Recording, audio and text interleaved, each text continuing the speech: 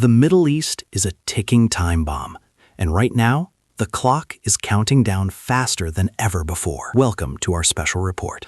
I want you to imagine for a second a nation preparing for a war that hasn't even started yet, not by building bunkers, not by stockpiling weapons, but by digging graves, thousands of them, in a chilling new development that has sent shockwaves through Washington and the entire global community. Iran has just announced something terrifying. On the outskirts of Tehran, in the country's largest cemetery, authorities have already dug and prepared 5,000 graves. And who are they for? According to Iranian officials, they are specifically reserved for United States military personnel. Yes, you heard that correctly. Before a single shot has been fired in a direct war, Iran is preparing to bury its enemies. But why? Is a direct, catastrophic conflict between the United States and Iran truly imminent?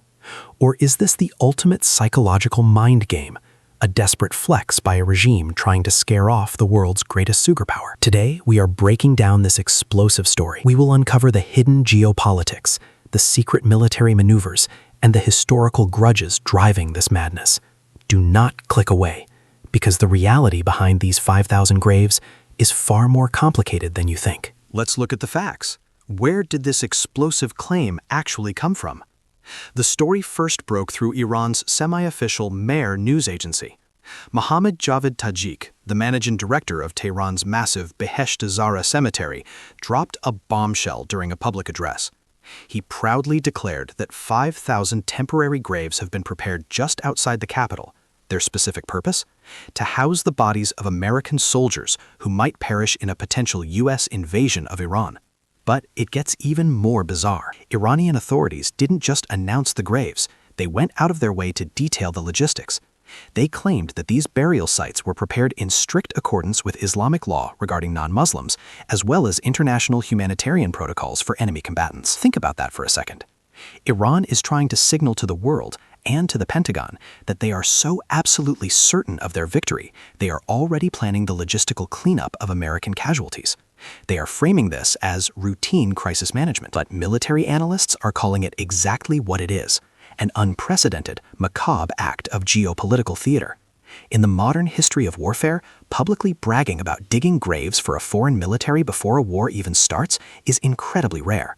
It is a calculated, cold-blooded message. Now, you might be wondering, does everyone in Iran actually agree with this extreme rhetoric? The answer is no. And the backlash was immediate. Almost as soon as the cemetery director made his boastful claim, cracks began to show in Tehran's political establishment. Jafar Tashakari, a prominent member of the Tehran City Council, publicly slammed the statement. He called it reckless. He warned that this kind of irresponsible grandstanding doesn't just make headlines, it creates dangerous, unnecessary diplomatic crises on the world stage. But in Iran, the moderates rarely get the last word. The hardliners saw an opportunity, and they doubled down. Another senior council member fired back with a threat that made global headlines, stating, "If America thinks they can attack Iran, 5,000 graves will not be nearly enough.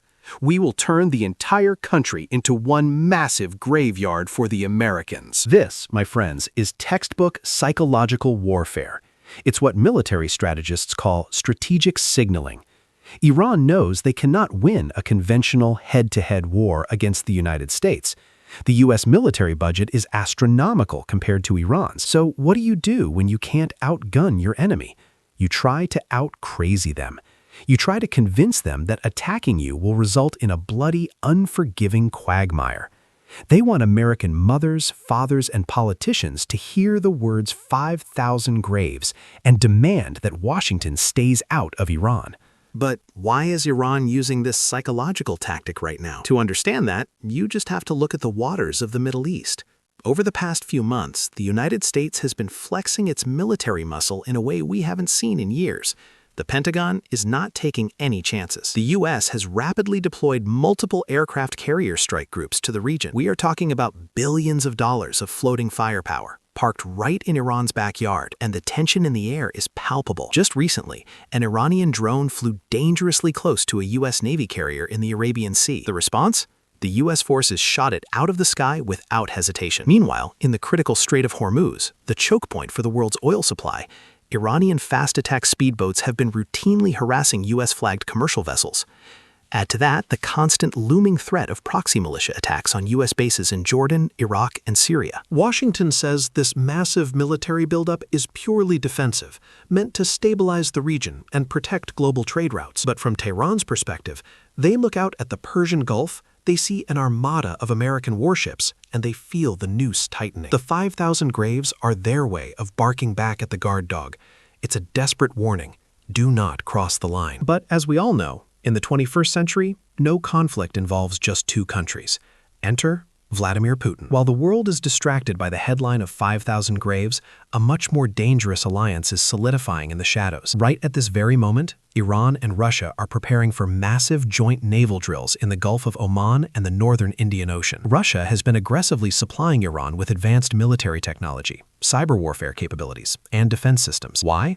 Because Moscow wants to keep America distracted. If the U.S. is tied up in a Middle Eastern crisis, it takes the pressure off Russia's own geopolitical ambitions. This tightening bond between Tehran and Moscow is an absolute nightmare scenario for the Pentagon. Yet, there is a fascinating twist to this story. A twist of pure political hypocrisy. While Iran is digging graves for American troops and practicing war games with Russia, guess what else is happening?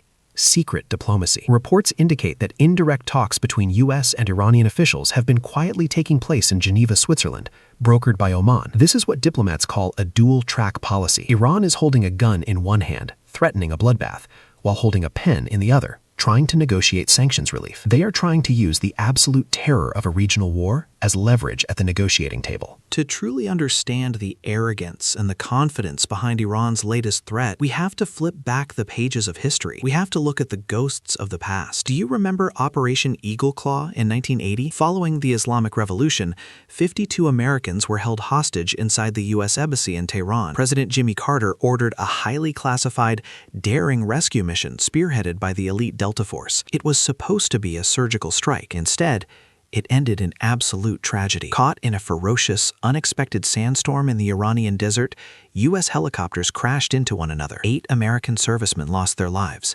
The mission was aborted, and the U.S. military had to retreat, leaving behind the wreckage and the bodies of their fallen brothers. For the United States, it was a heartbreaking military disaster. But for Iran, it became a foundational myth. To this day, Iranian leaders preach that divine intervention, a literal storm sent from the heavens, defeated the mighty American empire. When they threaten America today, when they talk about digging 5,000 graves in the desert, they are calling back to that exact moment. They actually believe that history and the harsh terrain of their country is on their side. So where does this leave us? Are we standing on the precipice of World War III? Most military analysts agree. Neither side actually wants a full-scale war. Washington knows an invasion of Iran would make the wars in Iraq and Afghanistan look simple. And Iran knows that their fragile, sanction-crippled economy would collapse overnight under the weight of American airstrikes. Those 5,000 graves are not a military strategy. They are a billboard. A terrifying, grim billboard that reads, "Do not push us into a corner." But in the complex, high-stakes chessboard of Middle Eastern geopolitics, miscalculations happen. When you fill a room with gasoline, it doesn't take a bomb to blow it up. It just takes one accidental spark. Now, I want to hear from you. What do you make of this terrifying threat? Is Iran just bluffing, playing a desperate game of psychological poker? Or is the United States inching dangerously close to a conflict it cannot control? Drop your thoughts in the comments section below. I read as many as I can, and this is a conversation we need to be having. If you found this deep dive informative, please hit that like button. It really helps push this crucial news out to more people. And if you want to stay ahead of the curve on global security, geopolitics, and breaking military news, make sure you subscribe and tap that notification bell so you never miss a report. Thank you so much for watching. Stay informed, stay vigilant, and I will see you in the next video.